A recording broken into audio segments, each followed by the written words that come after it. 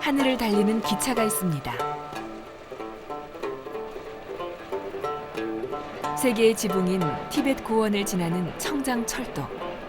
평균 해발 4,000m를 오가면서 얻은 별명이 하늘열차입니다.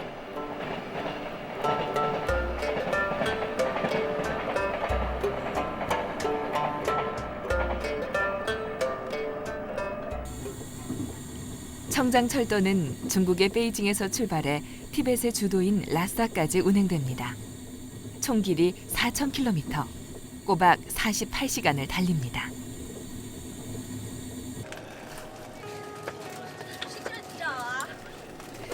열차 안은 중국인, 티베트인, 외국인 관광객으로 붐빕니다. 외국인 관광객도 꽤 많습니다. 지난해 7월에 열차가 개통된 이후로 관광객이 40% 이상 늘었다고 합니다. 티베트는 세계에서 가장 아름다운 고원입니다. 사람들은 순수하고 그곳에서 즐거운 시간이 될 것 같아요.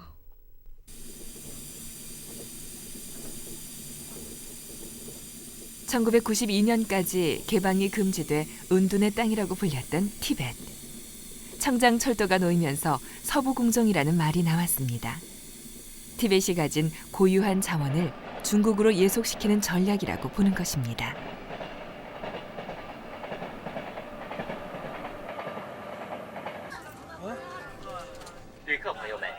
중국과 잦은 왕래를 하게 된 티벳 사람들은 아직 예전 모습 그대로인데요. 새로운 접촉을 통해 이들의 문화도 변해가겠죠.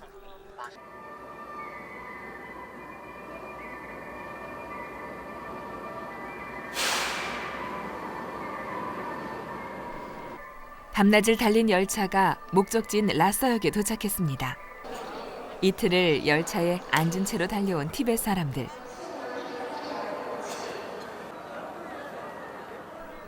짐꾸러미 속엔 무얼 가득 담았을까요?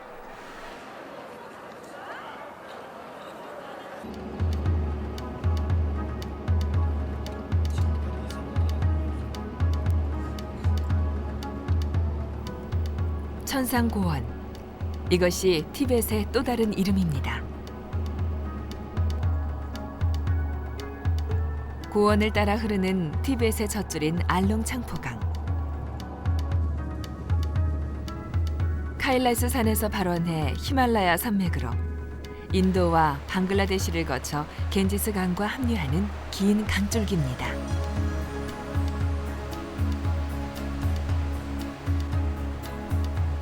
티베트인들이 신성시하는 성산 카일라스에서 시작됐습니다.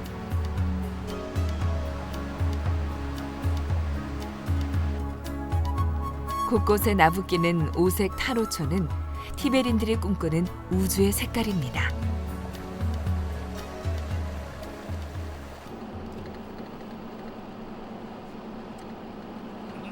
티벳의 오랜 역사 도시 장체로 가는 첫 길에서 만난 실로.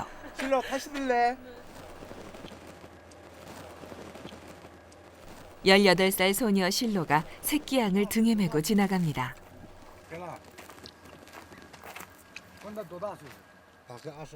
이웃 마을에서 제법 싼 가격에 양을 사오는 길입니다. 고원의 환경에 적응한 양은 티벳 사람들에게 빼놓을 수 없는 재산이죠.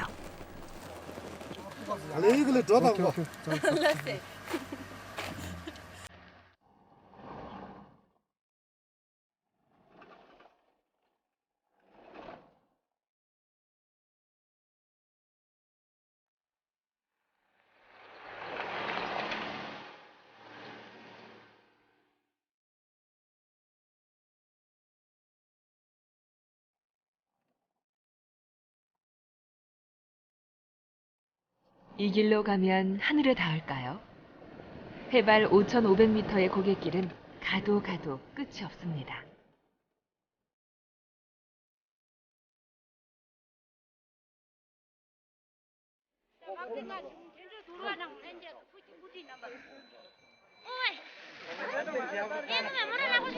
육나고개에서 마을 회의가 열렸습니다. 인근 20여 개 마을 사람들이 빠짐없이 모였습니다. 자치정부에 자신들의 의견을 전달할 마을 대표를 뽑는 중요한 날이기 때문이죠.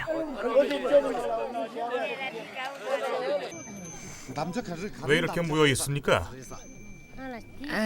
라싸에 보낼 마을 대표를 뽑는 날이에요. 양을 데리고 목초지를 찾아서 옮겨 다니는 유목민, 티베트인들은 1년 중 10월이 되면 마을로 돌아옵니다. 마을 회의는 이때 열리게 됩니다. 오랜만에 한자리에 모였으니 술 한 잔이 빠질 수 없겠죠.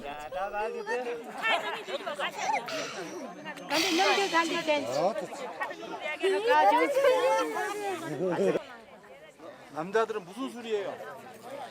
빨리 쏘자.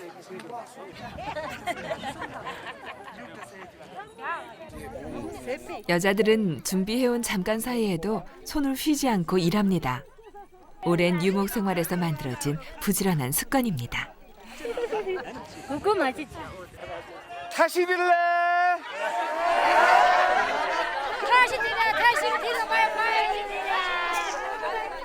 또 유목 생활은 낯선 이박인마저 친근한 친구로 만들어주는 모양입니다.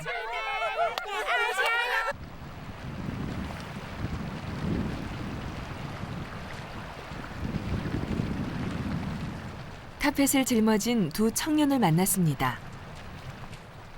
35살 동갑내기 친구인 군주와 빠시양은 카펫 소매상입니다. 우리의 보부상인 셈인데요. 카펫을 팔기 위해 보통 150km를 걸어간다고 합니다. 시장으로 카페트를 팔러 갑니다. 많이 걸을 때는 하루에 보통 150km를 걷습니다.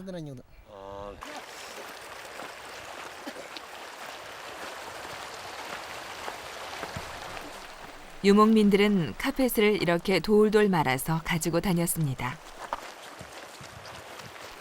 벼를 지붕 삼아 정착하고 바닥에 카펫을 까면 그곳이 집이 되는 유목민의 필수품이었죠. 그래서 카펫을 만들고 파는 직업이 많았던 겁니다.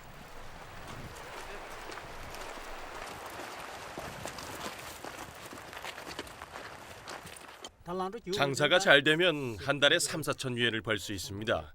장사가 안 될 때엔 몇백 위엔밖에 벌지 못할 때도 있습니다. 그래도 카페트를 파는 일이 생계를 잇는 데엔 큰 도움이 되거든요.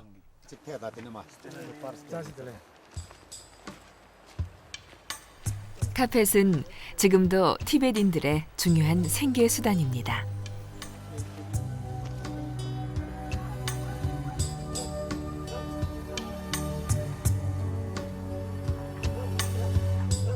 알롱창포 강과 카일라스 산이 감싼 첫 번째 도시 장체입니다. 장체는 티베트 카페트의 주산지입니다. 네팔과 부탄에 인접해 있어서 15세기 전까지만 해도 대상들이 오간 무역의 관문로였습니다.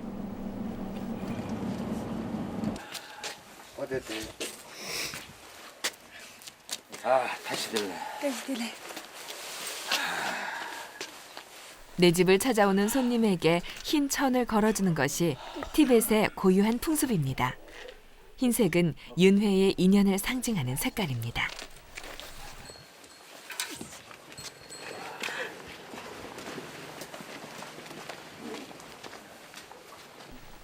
돌과 흙을 겹겹이 쌓아 올려 벽을 만든 라모 씨의 집은 전형적인 티벳 가옥의 모습입니다.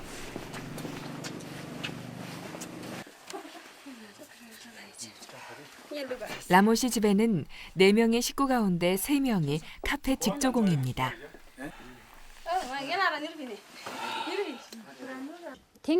집에서 가축을 기르고 카페트 짜는 일을 하고 있죠. 카페트를 짜는 사람들이 1000가구 정도 됩니다.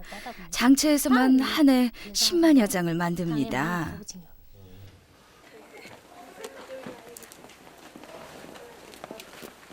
척박한 땅에서 살아가기 위해 티베트인들은 가축을 키웠습니다.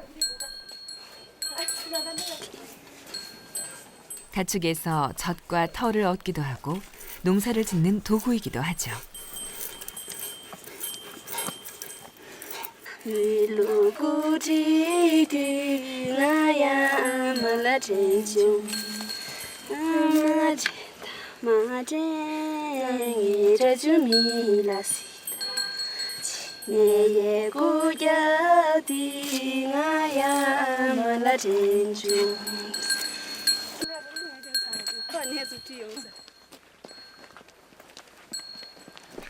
이렇게 얻어진 소젖으로 버터차나 야크유 등을 만들어 먹습니다.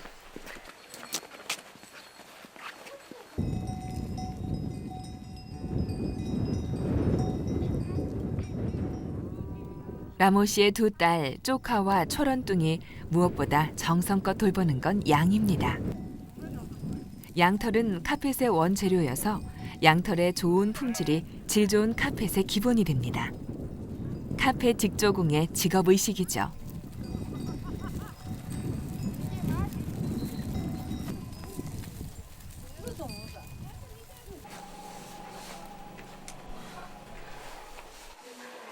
쪼카는 어머니 옆에서 직조 기술을 배웠습니다. 하루에 보통 12시간씩 앉아서 작업을 합니다.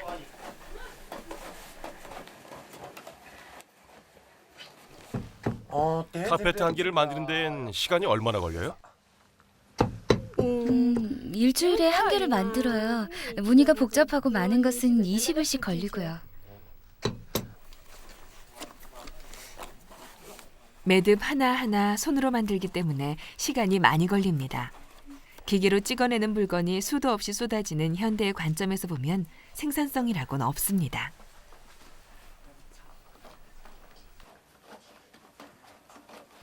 하지만 쪼카의 카펫은 꽤 인기가 높습니다.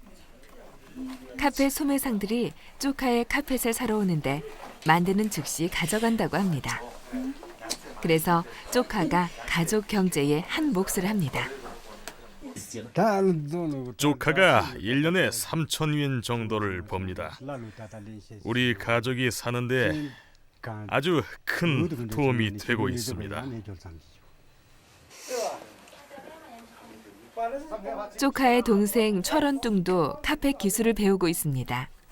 아직은 언니만큼의 기술자가 아니어서 돈을 벌지는 못합니다. 하지만 솜씨 좋은 수공예 카펫 장인이 될 날이 멀지 않아 보이네요.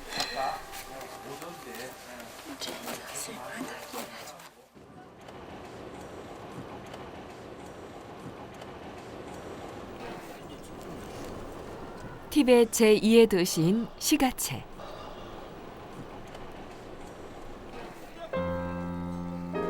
도시 곳곳에서 오체 투지를 하는 순례자들을 만납니다.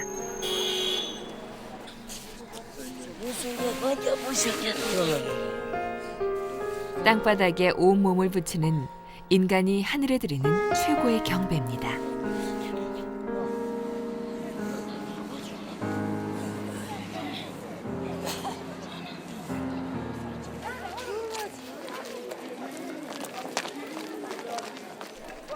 티벳 장력으로 1일과 15일, 그리고 30일은 성스러운 날입니다. 이런 날은 타시룽포 사원도 평소보다 많은 순례자로 북적입니다. 타시룽포 사원은 대대로 판첸라마가 머물렀던 곳입니다. 성스러운 사원을 찾아온 티베딘들.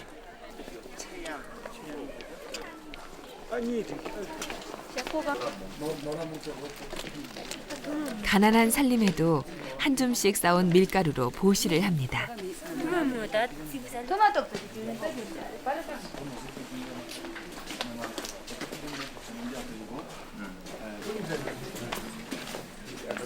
타시룽포 사원에는 세계에서 가장 큰 26m짜리 금동 불상이 있습니다.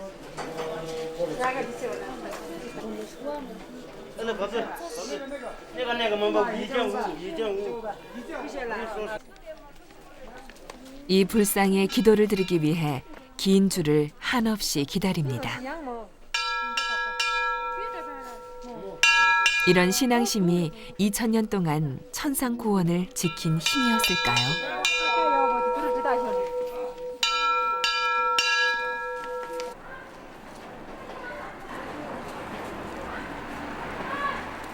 시가체에는 사원에서 직접 소유하고 있는 수공예 카펫 공장이 있습니다. 장첸 카펫 공장은 10대 판첸라마가 죽기 전에 설립한 곳입니다.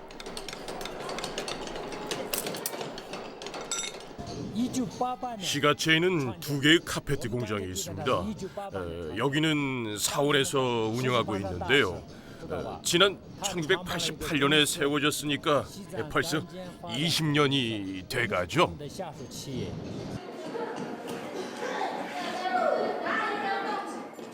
공장에서 일을 하는 카펫 기술자는 모두 80여 명으로 대부분 가정에서 카펫을 만들어 온 직조공입니다.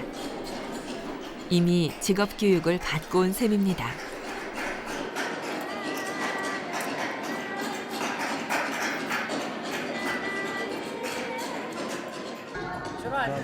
당신이 기술을 가르쳐주고 있습니까?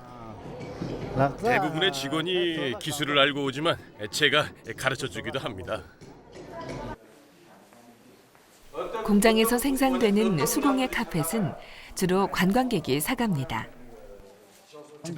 빵댕이 뭐예요? 빵되는 거 앞에 여러 지메쟁 앞치마. 앞치마에 앞치마의 무늬. 따바 디자인, 호피, 타이거 디자인. 범 가죽 아, 호랑이. 예, 호랑이 가죽 호랑이 가죽 모양. 네. is Tibetan dragging. 용. 용. 집에서 용입니다. 쌍로. 예. 또 미국, 유럽 등지로 수출되기도 합니다. Auspicious fruit design. fruit. 프랑스에는 전시장까지 있어서 전시된 디자인을 보고 주문을 해옵니다. 기상꽃. 예, 기상꽃. 티벳의 문화를 담고 있는 수공예 상품에 대한 관심이 많기 때문인데요. 하지만 이것도 지금 어려움을 겪고 있습니다.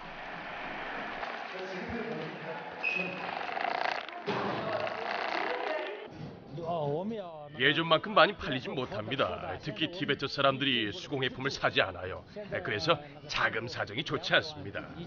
그래도 내년엔 티베트 자치정부에서 200만 유엔을 지원해 주기로 해서 다행이에요.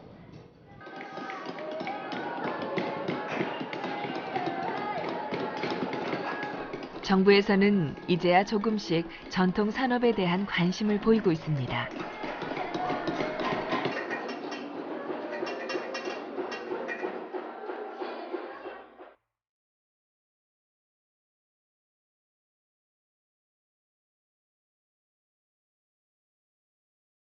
티벳의 상징은 뭐니 뭐니 해도 주도인 라싸입니다.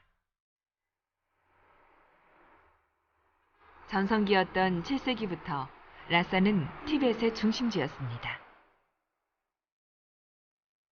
산 하나를 깎아서 만든 거대한 성, 포탈라 궁전이 보입니다.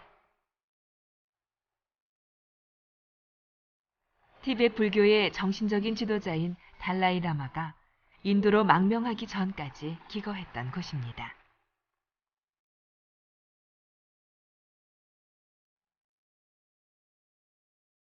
세계문화유산으로 지정된 궁전 앞은 순례객과 관광객으로 붐빕니다.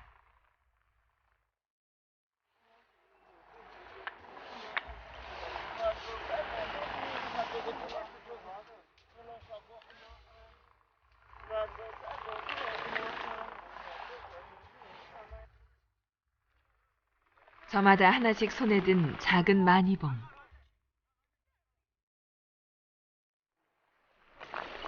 오체 투지를 하는 신자. 순례객들은 궁전 앞에 있는 대형 마니봉을 돌기도 하는데요. 신앙심에 집중하기 위한 티벳 불교만의 독특한 의식입니다.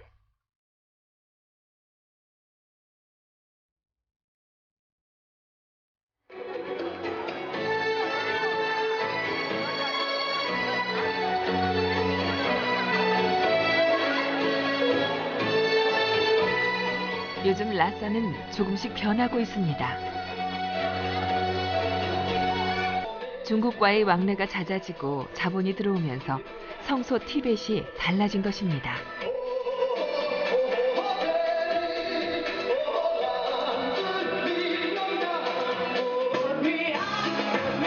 신시가지에 있는 한 유흥업소의 밤.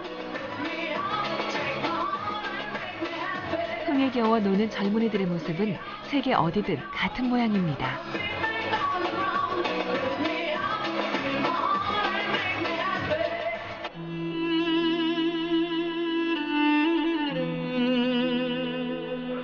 포탈라궁이 만들어지던 시기, 라싸에는 또 다른 명소 조캉 사원이 세워졌습니다. 티베딘들이 가장 신성시하는 곳이기도 합니다.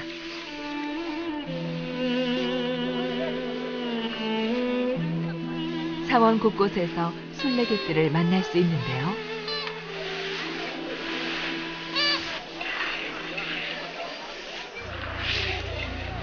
발 닿는 곳이면 어디서든 절을 하는 신앙심만으로 모두 숙녀인 것.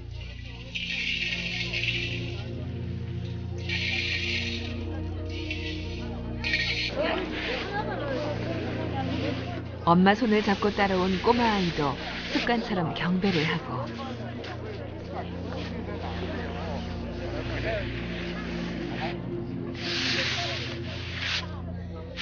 이틀 먼 길을 걸어서 사원을 찾아온 소녀도 있습니다.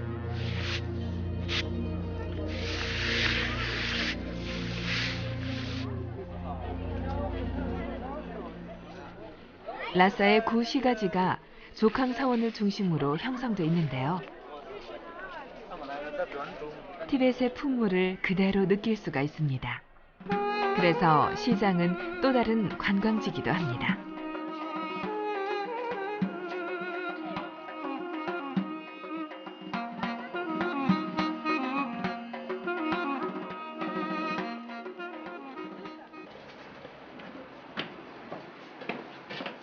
라싸의 외곽, 허름한 아파트에는 30살 세대 바일라무가 삽니다. 남편과 아들, 그리고 언니와 함께 살고 있습니다.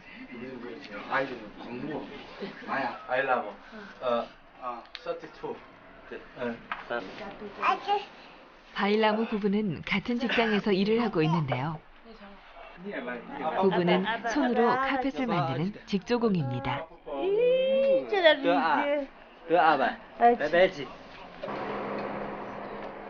라싸 카펫 공장이 부부가 함께 일하는 직장입니다.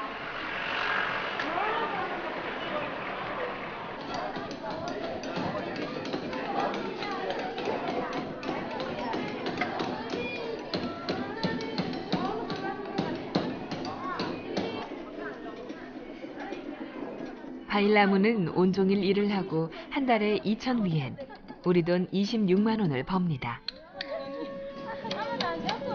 남편의 벌이까지 합해도 네 식구가 살기엔 빠듯합니다. 손으로 카펫을 짜기 때문에 일을 하는 정도에 따라서 벌이가 다르지만 다른 직조공들의 사정도 마찬가지입니다.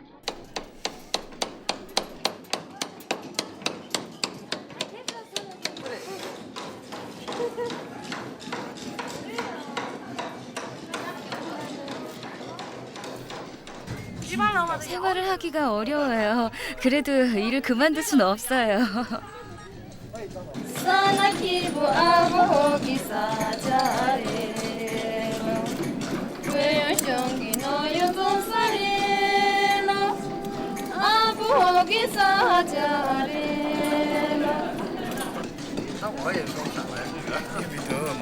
이 공장은 라싸에서는 가장 큰 규모의 카펫 공장입니다. 한 해에 3,000kg의 수공예 카펫을 짜고 있습니다.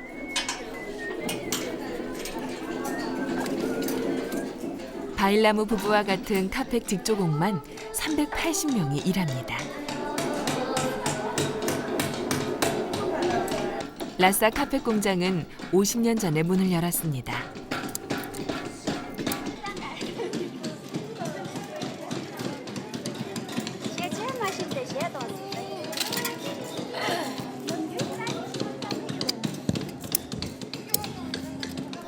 1958년에 공장을 시작했습니다. 그때는 직원이 12명이었습니다. 8만 위엔의 자본금으로 시작했죠. 지금은 직원도 늘었고 자본금도 1,800만 위엔으로 늘어났습니다.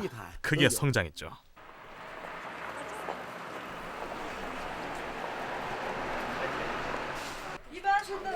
공장에서 생산된 제품을 진열하는 전시장입니다. 유목민들이 많이 생산해가. 이건 포탈라 궁전을 본떠 만든 카페트입니다. 아래는 8가지 기상을 나타내는 문이고요. 비싸지만 인기가 높습니다. 바닥에 쓰는 것은 아니고 이렇게 걸어놓는 것입니다. 티벳 사람들을 비롯해 관광객들은 이곳에서 다양한 카펫을 구경하고 구입합니다. 전시된 제품을 보고 나중에 대량 주문이 들어오기도 합니다. 티벳 사람들에게 수공예 카펫은 대대로 물려주는 재산입니다.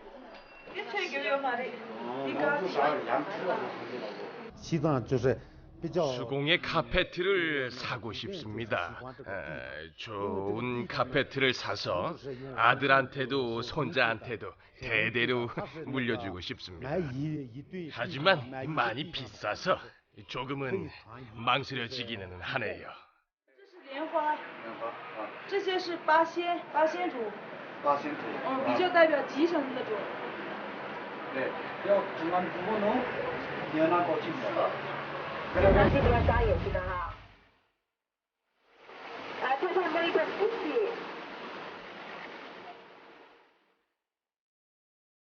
불상이 하나의 산이고 산이 하나의 불상인 것.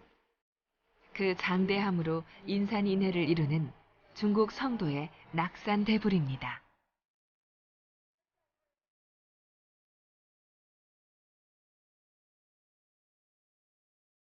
여인의 눈썹같이 아름답다 해서 이름 붙여진 아미산은 해발 3,000m에서도 빛이 납니다.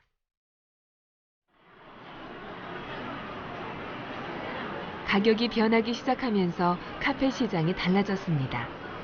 가장 큰 위협 요소는 역시 중국입니다. 물산이 풍부해 고대엔 남쪽 실크로드라 불렸던 중국 성도. 활발한 교역이 이루어졌었는데요. 그중 한 품목이 카페트입니다. 특히 성도 카펫의 특징은 실크 소재라는 것입니다. 기계식 공장에서 생산하는 카페트가 싼 가격으로 물량 공세를 하는 것과 함께 한편으론 현대 생활의 변화에 맞춘 다양한 상품을 내놓고 있습니다. 양모 카페트의 역사는 2000년, 실크 카페트의 역사는 200년 정도 됐습니다. 그러나 양모 카페트는 벌레를 먹기가 쉽고 청소하기도 무척 어렵습니다.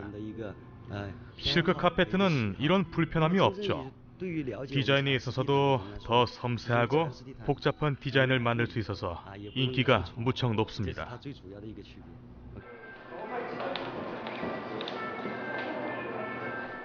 문화의 변화에 따라 현대인의 요구에 맞춰 수공예 산업도 달라지고 있는 거죠.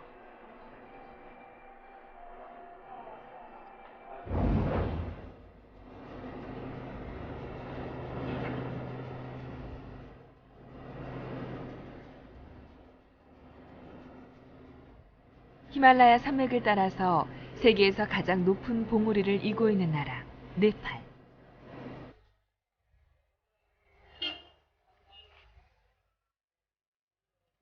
네팔의 수도 카트만두에선 배낭을 맨 외국인 관광객들이 쉽게 눈에 띕니다.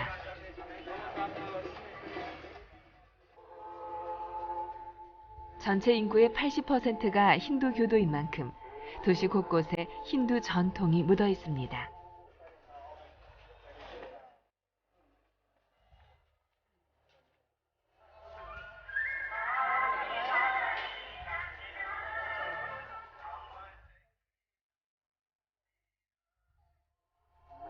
불교 문화 역시 화려하게 꽃피웠는데요. 한때는 티벳의 속국이었고 인도와 인접해 있기 때문입니다.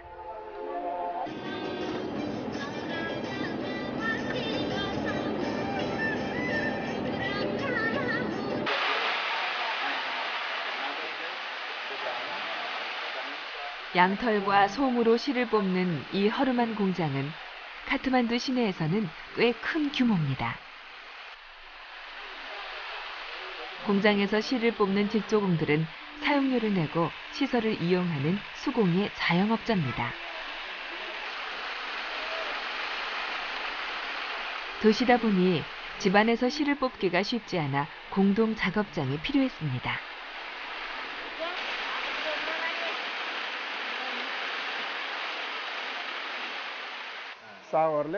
이 공장은 14년 전부터 운영됐습니다. 20여 명이 일하는데 시설과 잠자리, 식사를 제공하고 사용료로 한 달 1,300루피를 받아요.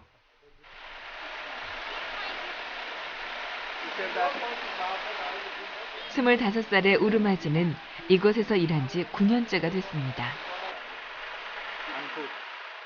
일한 지는 얼마나 됐나요? 일한 지는 14년이 됐어요. 힘들진 않나요? 괜찮아요. 11살 때부터 직조공 일을 시작한 베테랑 기술자입니다. 네팔의 수공업 직공들은 대부분 아동 때부터 일을 합니다.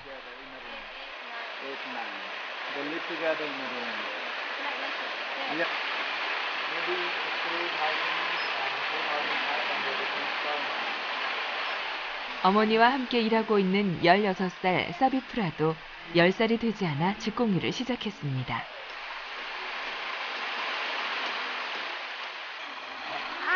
저는 7년 동안 일을 했습니다. 주말에도 쉬지 않고 하루 12시간 정도를 일합니다. 그렇게 해서 한 달에 3,000에서 3,500루피를 받습니다. 털먼지 속에서 살아야 하기 때문에 병에 걸리는 경우도 많다고 합니다. 가끔 기침이 심하게 나고 열이 나기도 하지만 저는 아직까지 결핵에 걸린 적은 없습니다. 결핵에 걸리면 일을 하지 못하니까 사는 게 많이 힘들어져요. 열악한 작업 환경에서 고된 노동을 하다 보니 결핵 환자가 많습니다. 일종의 직업병입니다. 하지만 굶지 않고 생계를 이을 수 있는 건 기술을 가졌기 때문입니다. 그런데 요즘은 일거리가 계속 줄고 있어 걱정입니다.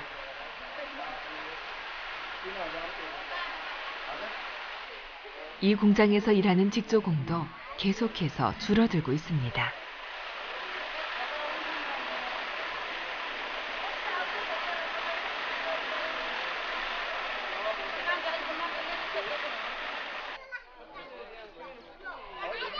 실이 만들어지면 염색 공정을 거쳐서 카펫 짜는 방직 공장으로 옮겨집니다. 카펫을 생산하는 최종 단계입니다.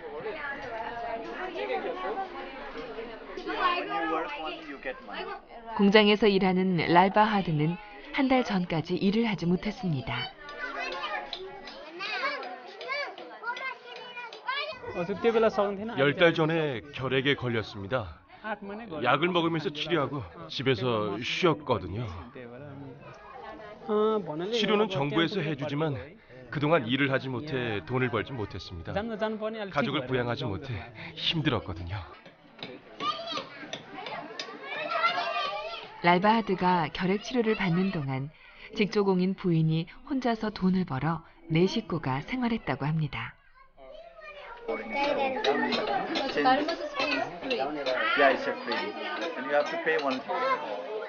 15명 정도가 일하는 이 공장에도 랄바하드와 같은 결핵 환자가 많습니다.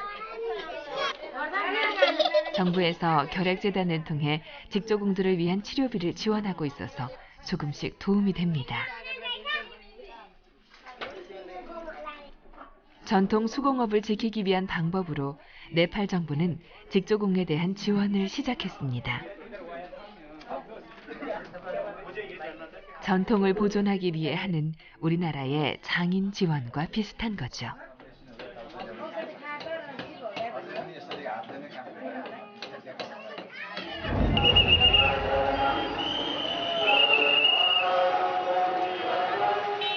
인구 13억의 나라 인도는 전통 사리 의상의 거대한 시장입니다.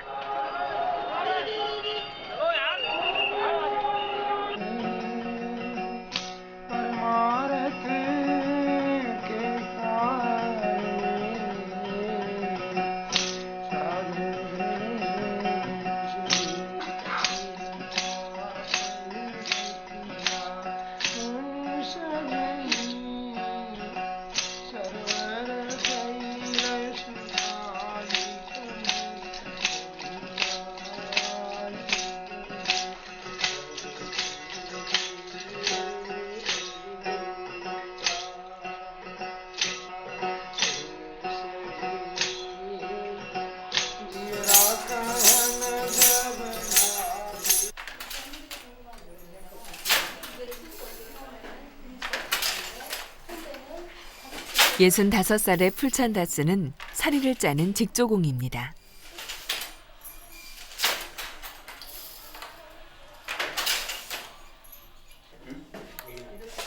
사리는 인도 여성들이 입는 전통 의상인데요. 갖가지 무늬를 수놓은 화려한 색감의 천을 몸에 두르는 것입니다.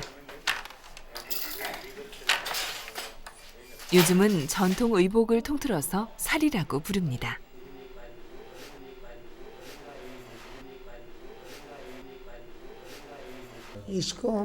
지금 만들고 있는 것은 두파타입니다.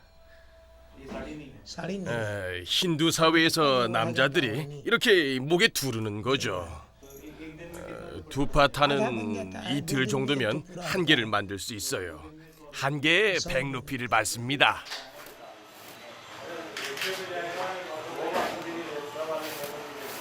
풀찬다스는 14살 때부터 일을 시작해 51년 동안 사리를 짰습니다. 가난했기 때문에 돈을 벌어야 했습니다. 요즘 수공예 사리 직조공들의 가장 큰 문제는 팔 곳이 없다는 것입니다. 옛날에는 살 사람이 많았기 때문에 우리가 직접 팔았습니다. 지금은 중간 상인에게 팔아야 합니다. 손으로 짠 사리를 사는 수요가 별로 없어서 우리의 힘으로는 팔 수가 없습니다. 풀찬다스가 사는 로타 마을에는 풀찬다스와 같은 직조공들이 5만여 명에 이릅니다.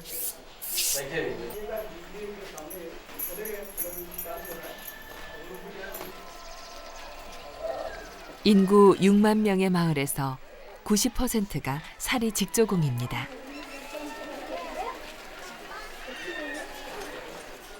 예전에는 전부 수공업으로 사리를 짰지만 지금은 40%가량이 기계 작업으로 사리를 생산합니다.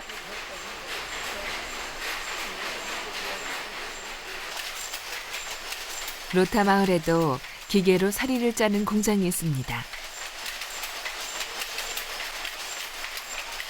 전기를 공급받아서 기계를 돌리는 건데요. 3년 전에 생긴 이 공장은 무슬림 계급이 운영하는 곳입니다.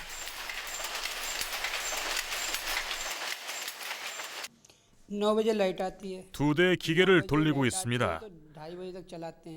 한 기계에서 한 개씩 하루에 2개의 사리를 만듭니다.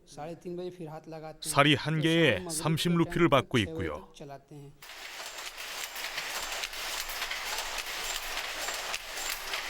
(1980년대) 초 인도 정부에서 기계로 사리를 짜는 사업을 허가하면서 수공업 사리 직공들이 큰 피해를 봤습니다.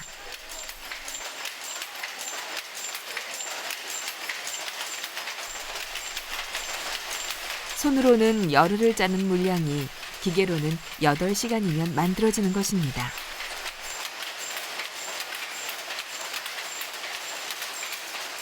싼 가격에 밀리고 팔 곳은 사라지고 그래서 사리 수공업자들은 더욱 어려워졌습니다.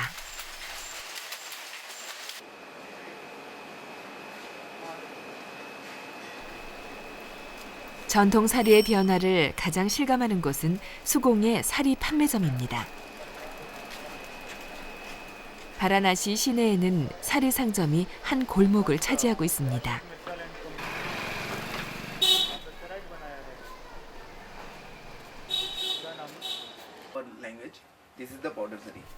이 판매점은 젊은 무슬림 상인이 운영하는 곳입니다.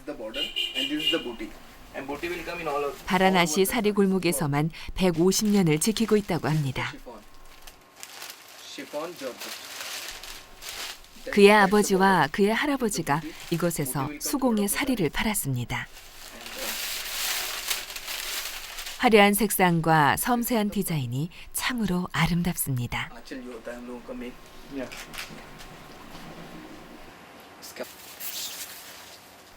사리 판매 상인은 전통 사리 산업이 어려워진 가장 큰 이유를 값싼 사리 때문이라고 말합니다.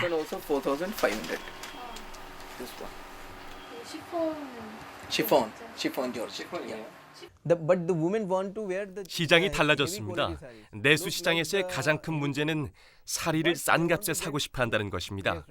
기계로 생산한 사리가 나온 이후로는 손으로 짠 좋은 사리를 사려고 하지 않습니다. 싼 사리를 매달 사서 바꿔 입고 싶어 하거든요. 그래서 수공예 사리가 팔리지가 않죠.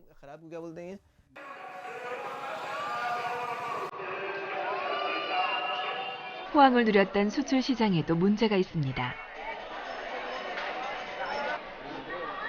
팔 곳이 없다 보니 수공업자들은 주문을 받아야만 사리를 짜기 시작하는데요. 어쩌다 한꺼번에 많은 물량 주문이 들어와도 수공예 사리를 짧은 시간에 충당하기는 어렵습니다.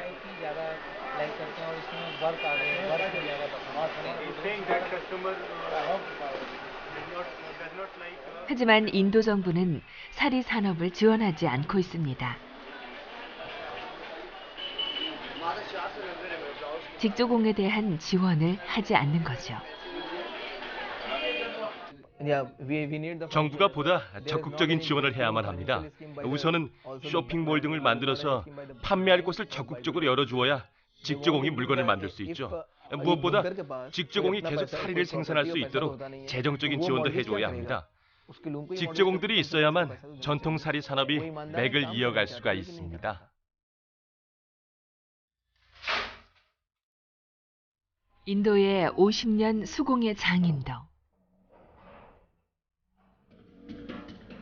4,000m 고원의 카펫 기술자도, 카트만두 시내 허름한 공장의 직공도. 배운 건 오직 손으로 천을 짜는 기술뿐입니다. 자신의 삶을 지키면서 2000년 역사와 문화를 지키는 사람들. 고유한 문화가 점차 사라지는 오늘날. 그래서 가난한 사람들이 이어가는 전통이 더 아름답습니다.